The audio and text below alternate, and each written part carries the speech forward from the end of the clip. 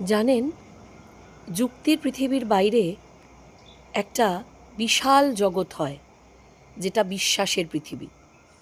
এবং বিশ্বাসের পৃথিবী নিয়ে আমাদের ছোট থেকে বড়ই করা হয় না। আমাদের বড় করাই হয় যুক্তি নির্ভর এই পৃথিবীকে বিশ্বাস করতে করতে। এবং যুক্তি নির্ভর এই পৃথিবীকে বিশ্বাস করতে করতে, যদিও তার মধ্যে কোনো অন্যায় নেই, যুক্তি নিয়েই তো বিজ্ঞান তৈরি হয়, যুক্তি দিয়েই তো মানুষ বাঁচে। কিন্তু এই যুক্তি নির্ভর পৃথিবীকে বিশ্বাস করতে করতে আমাদের মনের মধ্যে বিভিন্ন রকম শঙ্কা, ভয় এবং অবিশ্বাসও তৈরি হয়। আমি একটা অদ্ভুত পরিস্থিতির মধ্যে দিয়ে যাচ্ছি। আমি জানি আমার টেস্ট নেওয়া হচ্ছে, আমার পরীক্ষা নেওয়া হচ্ছে। আমি ল অফ অ্যাট্রাকশন প্র্যাকটিস করতে করতে, বিভিন্ন বই পড়তে পড়তে সত্যি সত্যি মানসিকভাবে কতটা উতরোতে পেরেছি, নাকি আমি একই জায়গায় আছি, শুধুমাত্র এই পরীক্ষাটার জন্যেই এই পরিস্থিতির মধ্যে দিয়ে আমাকে নিয়ে যাওয়া হচ্ছে। যে কারণে আমি ভিডিও করতে পারিনি গত 3 দিন। আমার ছেলের পরীক্ষা চলছে, সঙ্গে ধুম জ্বর, যে ভাইরাল ফিভারটা এখন ঘরে ঘরে সবার হচ্ছে। গত রবিবার বিকেল থেকে আমার ছেলের অসম্ভব জ্বর, 103-এর কম, 2.5-এর কম জ্বর নামছেই না। এমনকি 4 ঘন্টা অন্তর অন্তর জ্বর আসছে। এবং বেশিরভাগ ক্ষেত্রে সাধারণ যে ওষুধগুলো জ্বর কমানোর জন্য আমরা খেয়ে থাকি, সেগুলোও খুব একটা কাজ করছিল না। এখনও জ্বর আছে, কিন্তু কম। এবং এরকম পরিস্থিতিতে আমার ছেলেকে অঙ্ক, লিটারেচার, হিন্দি এবং যেহেতু অ্যানুয়াল পরীক্ষা চলছে, এই পরীক্ষাগুলো দিতে হচ্ছে। ফলে ধরে নিন, একরকম কোনো কিছুই রিভিশন করার সুযোগ সময় না পেয়ে শুধুমাত্র কিছু পড়া আমি কানে শোনাতে পেরেছি, শুধু সেইটুকুনি শুনে ভরসা করেও পরীক্ষা দিতে যাচ্ছে এবং গেছে। এমনকি অঙ্কের আগেও 2 দিন ছুটি থাকা সত্ত্বেও সেইভাবে কিন্তু ও সেই লেভেলের রিভিশন বা প্র্যাকটিস করতে পারেনি। এবার বলবেন, সারা বছর যারা পড়াশোনা করে তাদের পরীক্ষার আগে রিভিশনের প্রয়োজন হয় না?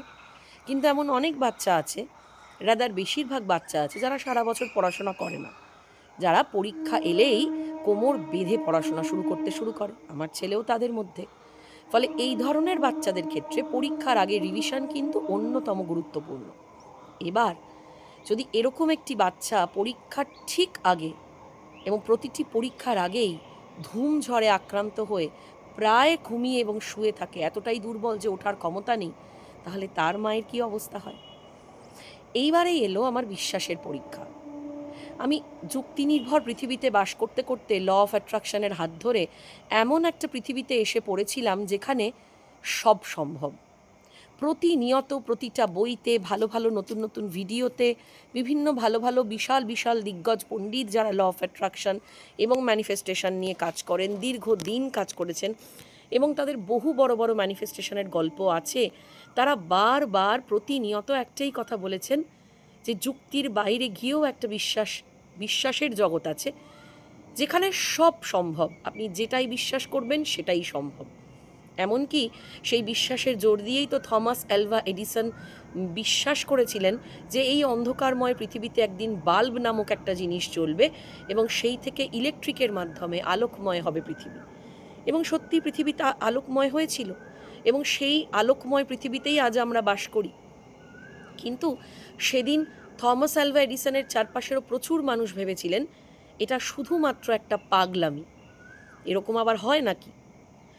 সেই রকম একটা দোটানার মধ্যে দিয়ে এবং সেরকম একটা বিশ্বাসকে আঁকড়ে ধরে যেহেতু 7 বছর ল অফ অ্যাট্রাকশনের জার্নিতে হাঁটা, তাই এইবারে আমার বিশ্বাসের পরীক্ষা ছিল যে শুধুমাত্র ভীষণ পড়াশোনা করলে, প্রচুর ভালো প্রিপারেশন হলে, দুর্দান্ত রিভিশন হলেই কি সত্যি সত্যি পড়াশোনা ভালো, পরীক্ষা ভালো হয়, অ্যানুয়ালের রেজাল্ট ভালো হয়?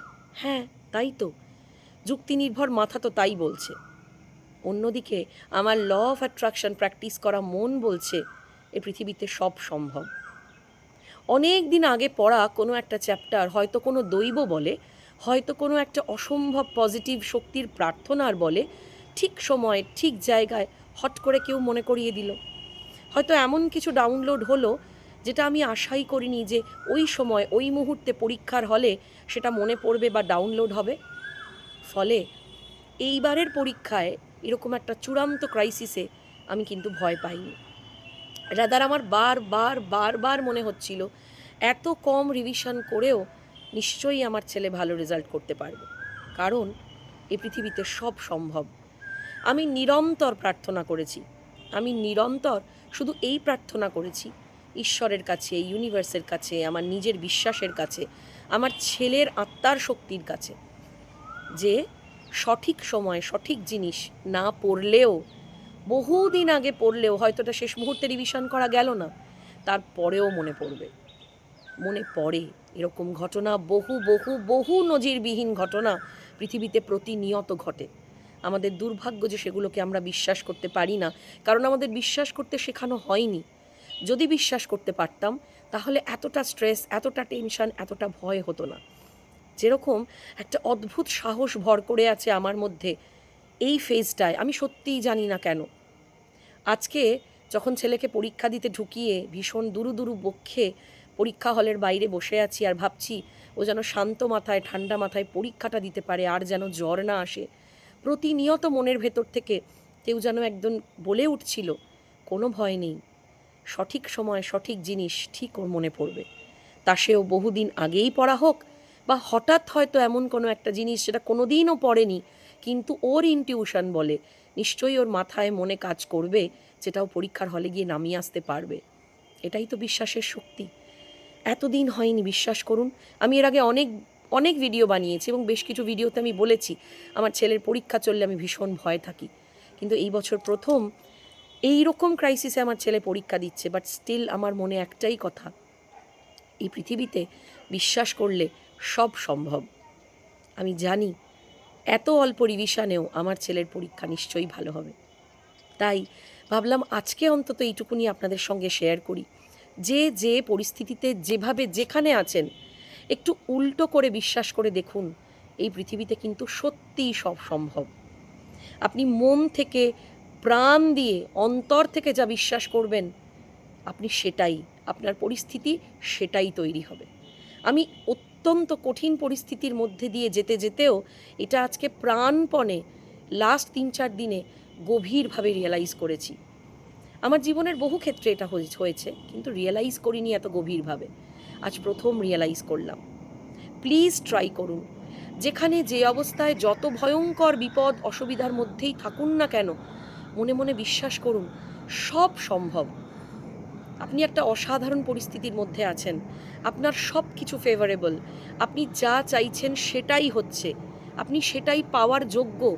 এটা বিশ্বাস করুন, প্রাণপণে বিশ্বাস করুন, আপনি দেখুন সেটা হতে বাধ্য, কারণ এই পৃথিবীতে সব সম্ভব। খুব ভালো থাকুন, দেখা হচ্ছে চটপট কোনো একটা নতুন ভিডিওতে। ততক্ষণ অবধি এইভাবেই ভালোবাসতে থাকুন, অনেক আনন্দে থাকুন, আর বিশ্বাসের শক্তিকে আঁকড়ে ধরুন। এই পৃথিবীতে সব সম্ভব। খুব ভালো থাকুন।